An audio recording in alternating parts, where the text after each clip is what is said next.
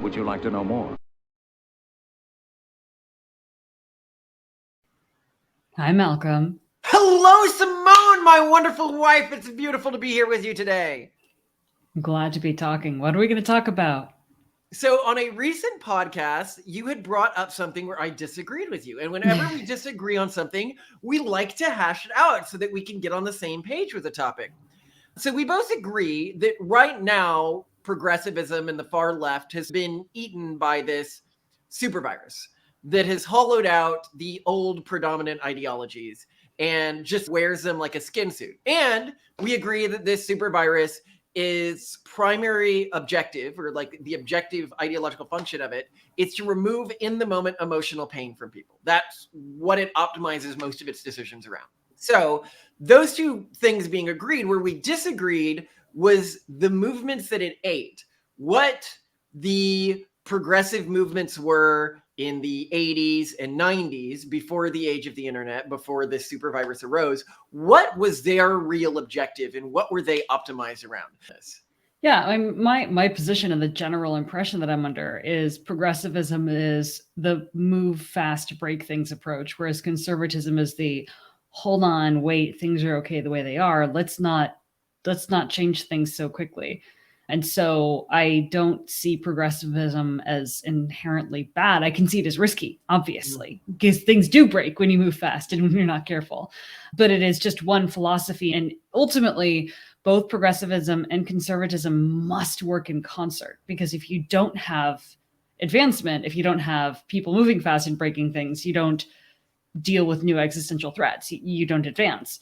But if you only advance, if you only try new things and constantly change, you both lose a lot of value collectively and a lot of efficiency, and also subject yourself to maybe more existential risks than you're building solutions to, if that makes sense. Do you have a differing definition of these things? I do. Yeah. So I think the progressive movement always had an aesthetic element to it that contained what you're talking about, and has always professed to care about that. For a long time, it's professed to care about that.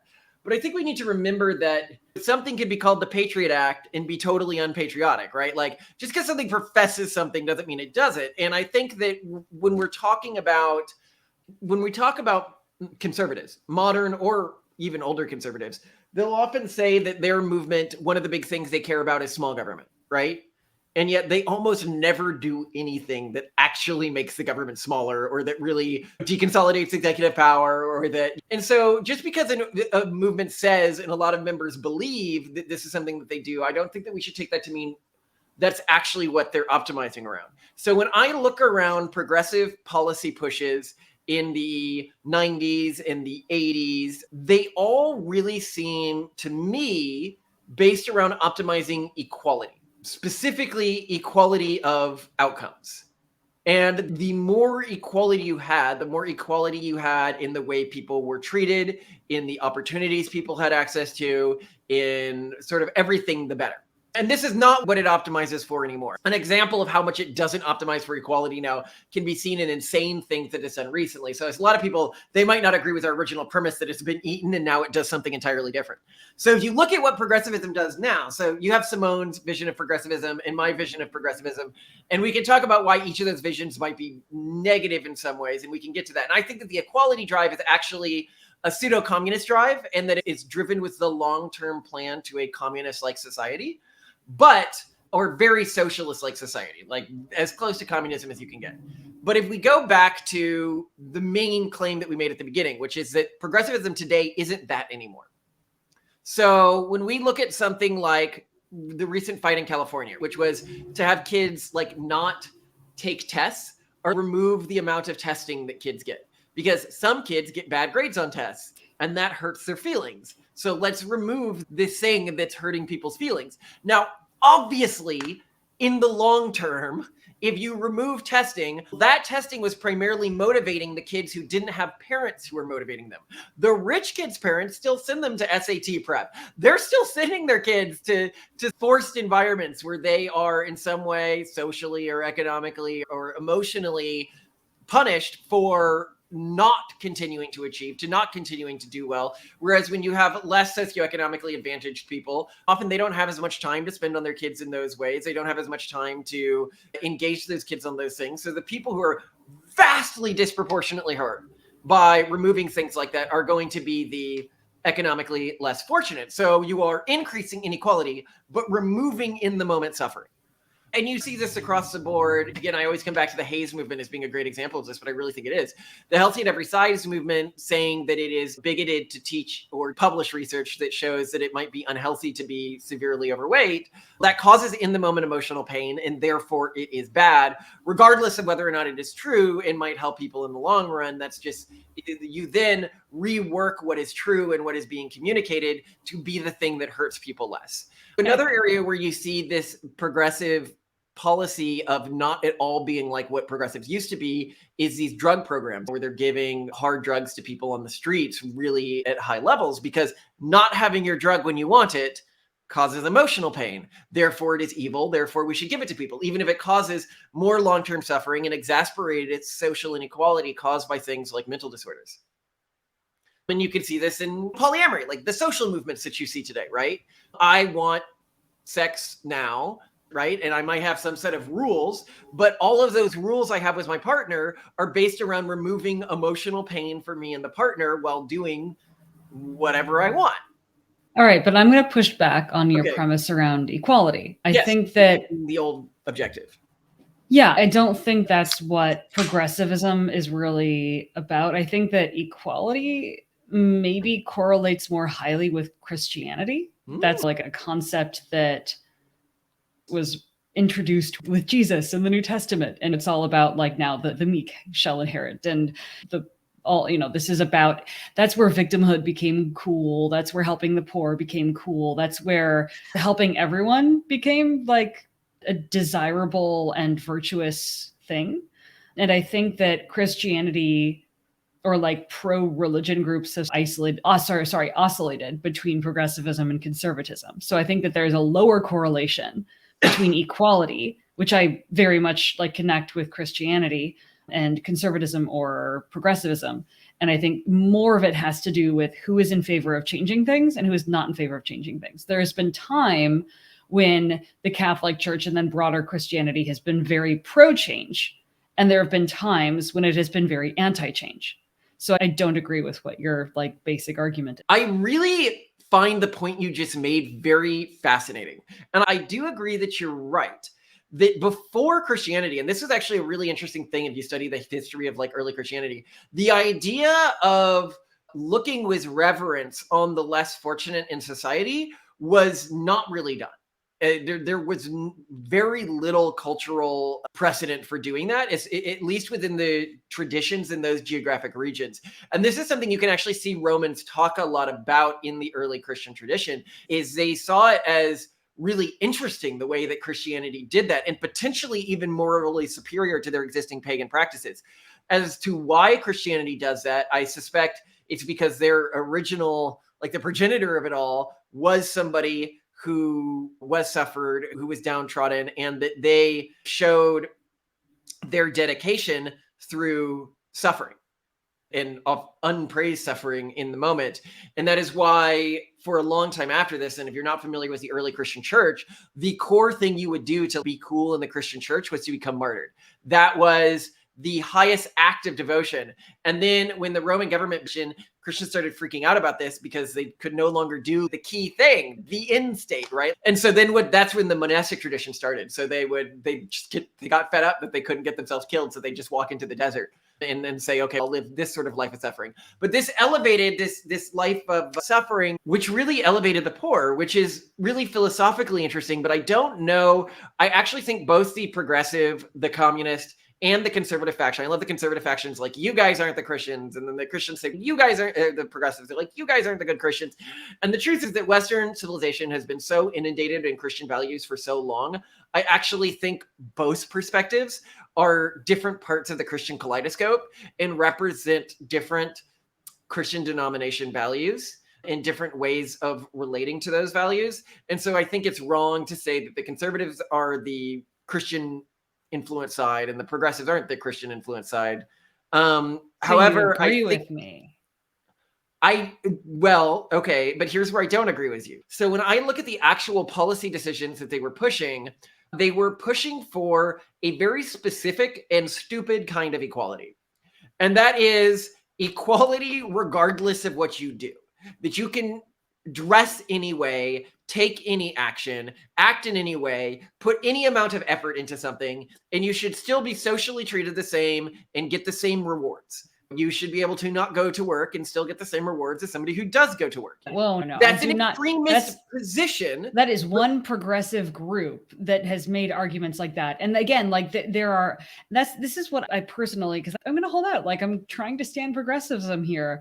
Progressivism is about letting ideas out there, trying them, but it's not about enforcing them, and it's not about forcing them on other people. It is, hey, let's try this social experiment. Hey, let's try letting people dress whatever way they want. Let's try and see what happens when women vote.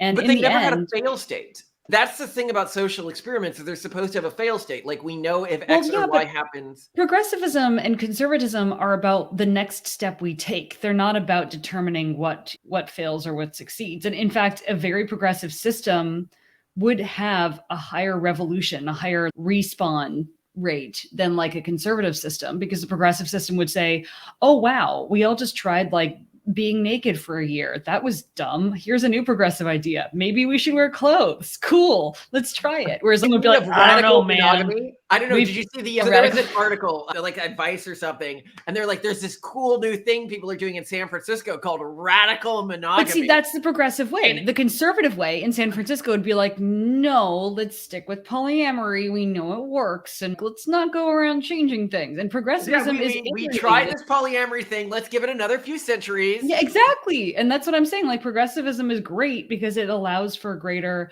adaptability. I think conservatism is the also very necessary hesitation before doing something crazy so that you don't end up hurting a lot of people. Because a point that you make about governance, for example, is progressivism within governance models, especially on the state level, is incredibly dangerous, because when you do something wrong, hundreds of thousands, if not millions of people may die.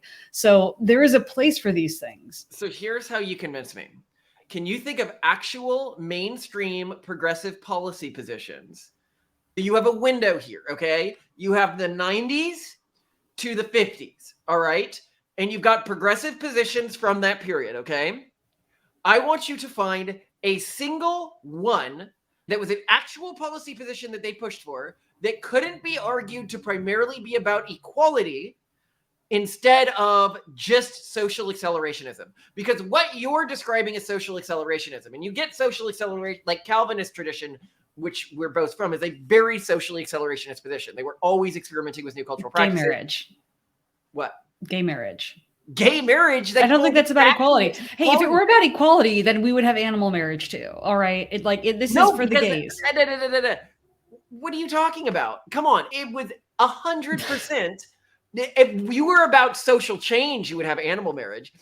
Gay marriage was saying this isn't hurting anyone and it's not involving any non-consenting entities, and therefore it should be allowed, because equality explains the push towards gay marriage much, much, much more so than just social experimentation. And in fact, I would bet that many gay proponents would find that quite an insulting reason to say why progressives were standing gay marriage. Was what? They just wanted social experimentation? They just wanted social change? No, they were fighting for equality. And anyone would have told you that. Perhaps you're right. I think it's acknowledging that an old social institution was no longer relevant and allowing that social institution to evolve. That is to say, marriage. Conservatives change their practices all the time. So if you want to talk about a big social change that happened during that time, was the conservative antagonism towards abortion. That just wasn't true before like the 50s. Conservatives were pro-abortion? Yeah, they were pro-abortion. In fact, there were surveys done and conservatives were much more pro-abortion than progressives. Really? Yeah, so the abortion thing only came about because they were trying to capture the Catholic voting bloc, which was always anti-abortion. So I looked this up after recording, and at the Republican National Convention in Kansas City in 1976, the majority of the constituents there were pro-choice. But like evangelicals being anti-abortion, no, that was not a thing historically. That was social experimentation. Now you look at the highly derived evangelical movements. They're constantly coming up with new social practices, like speaking in tongues or weird types of parades they do, or now we're gonna talk with each other with these words. They're always socially experimenting. What you are seeing here is progressives have defined a specific type of social experimentation as good, as progressive. And because you grew up in that environment, that was the only thing you saw. You saw all of the conservative social experimentation as intrinsically regressive, when it wasn't. It was trying out new things. All of these quote unquote conservative cults, or like extremist conservative religious factions, that was social experimentation, just as much as a hippie commune. Now, here's the separate argument. If you look across cultures, you have cultures that are called, I want to say, accelerationists or derivative, and they change a lot. But you don't just see this in cultures, you see this with languages. So if you look at specific language groups as they've derived from Indo-European, some languages, just for whatever reason, are really highly retained. They just don't change. They keep saying things the same, etc. Other groups that deviated from the same cultural evolutionary tree at the same time, they just have a cultural tendency of changing really quickly in the way they say things and the speed they adopt new words, everything like that. If you look historically, actually the core differentiation here wasn't progressives versus conservatives. It was the Catholic and Orthodox versus the Protestant traditions.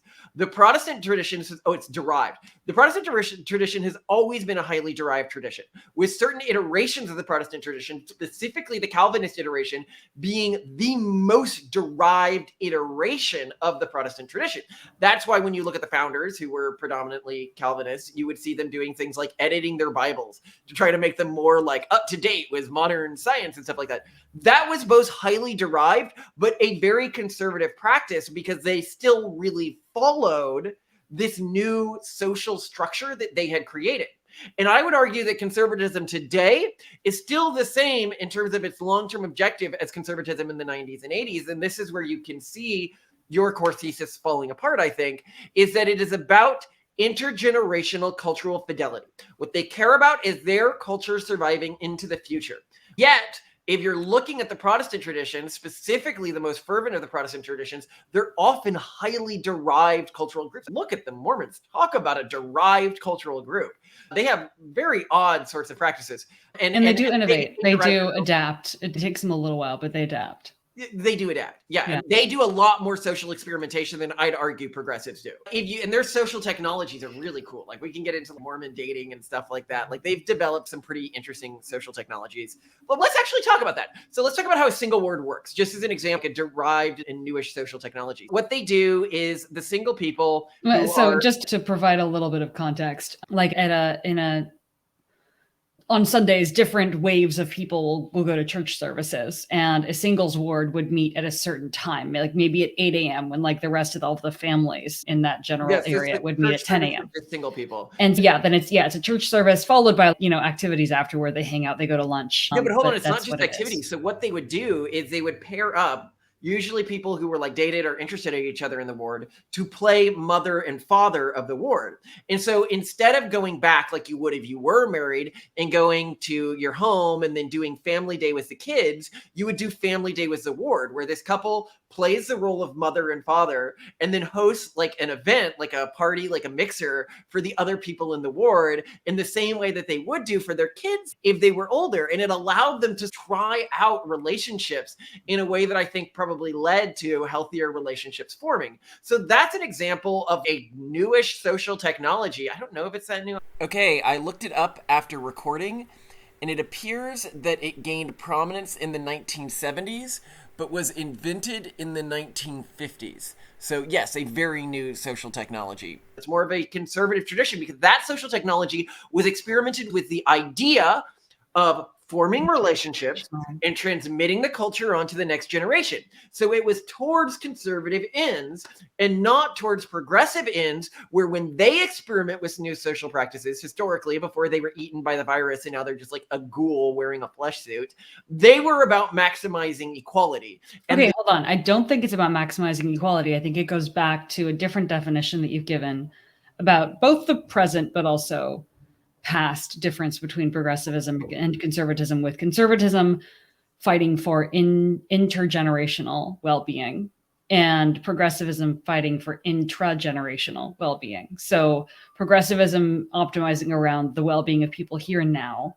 We don't really care about our grandchildren's grandchildren. And conservatives arguing more in favor of now, screw our kids. So the one big deviation from all this is global warming. Where does this fit into things for you? Because it's the one area where progressives actually take a long-termist perspective.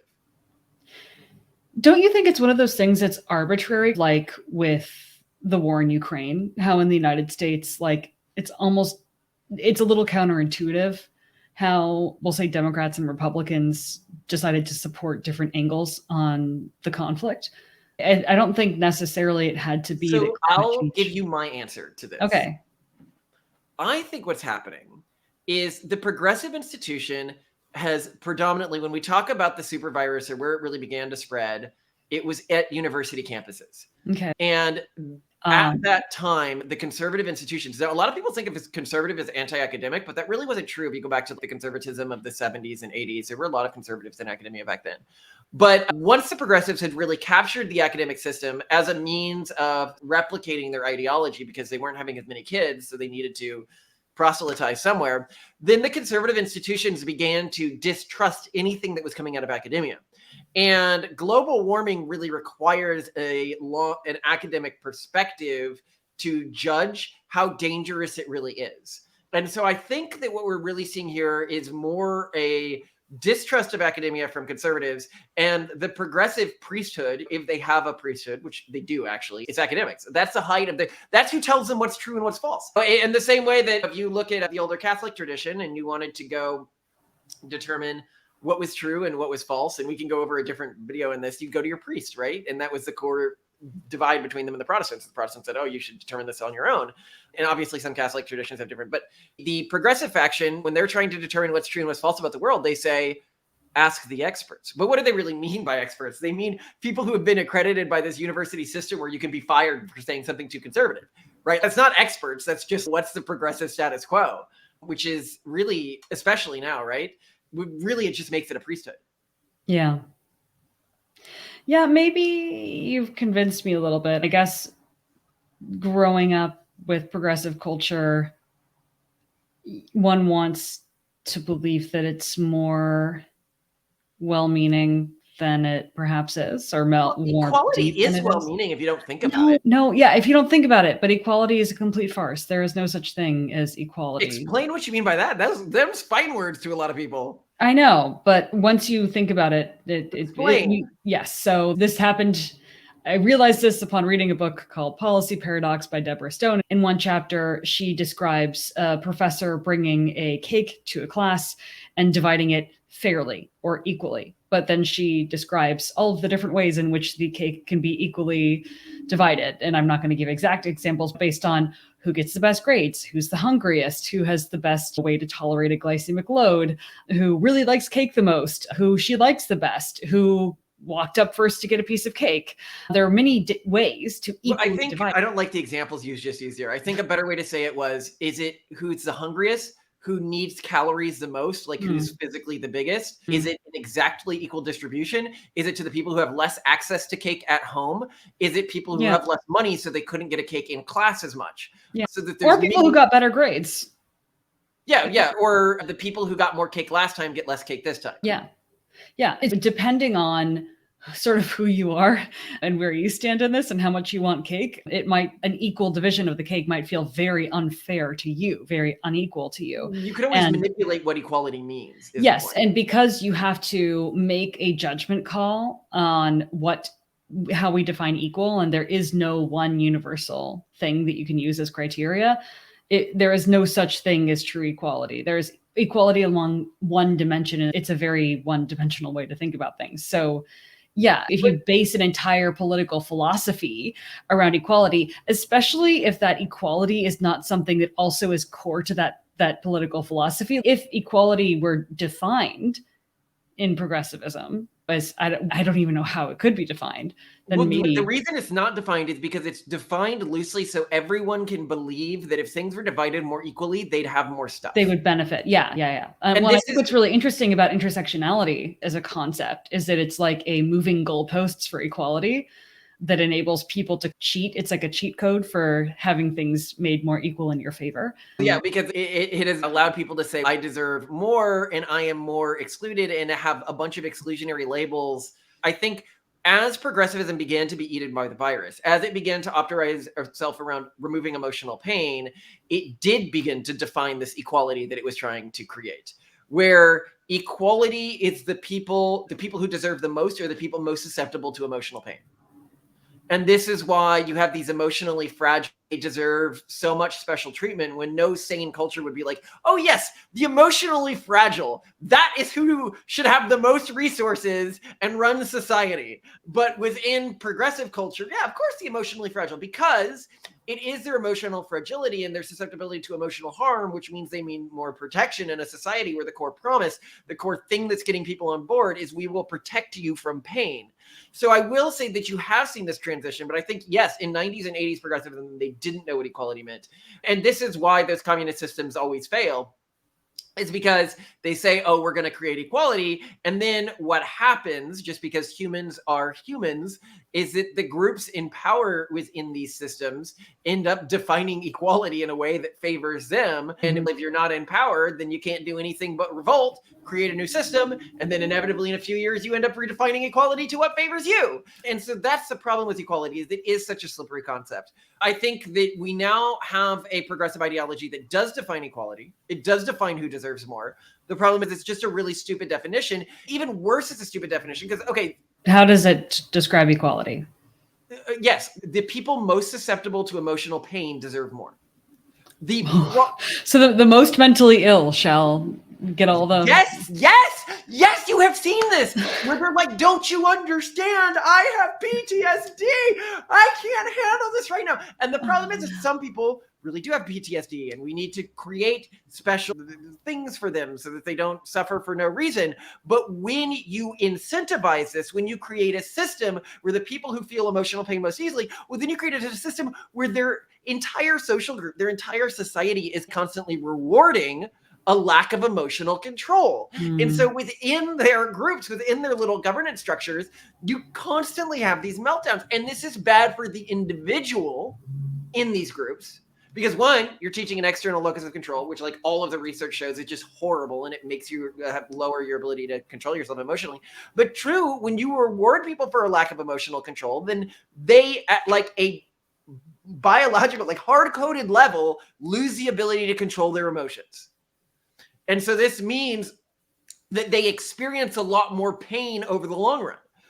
Ironically, when you create an entire system, an entire ideology, an internal governance framework around removing emotional pain, you cause infinitely more emotional pain. And this is why, since Pew started doing the research on this, conservatives have always been happier than progressives. Always. It's markedly happier. And it's because they do not have these systems that are rewarding them for feeling bad. Yeah, that's... Well, then, I mean, where would you say that this version of progressivism emerged? This is a different video. Yeah. We got to talk about the virus in a different video, and I would love to. I'm not referring to the virus. I'm talking about the roots of progressivism. Oh, equality progressivism? More broadly as an intragenerational well-being movement. Yeah. So progressivism as communism, as an equality maximizer, this came from communism. It came from communist groups. And before that, there was no focus on... So would you say, and communism rose around the Industrial Revolution, right?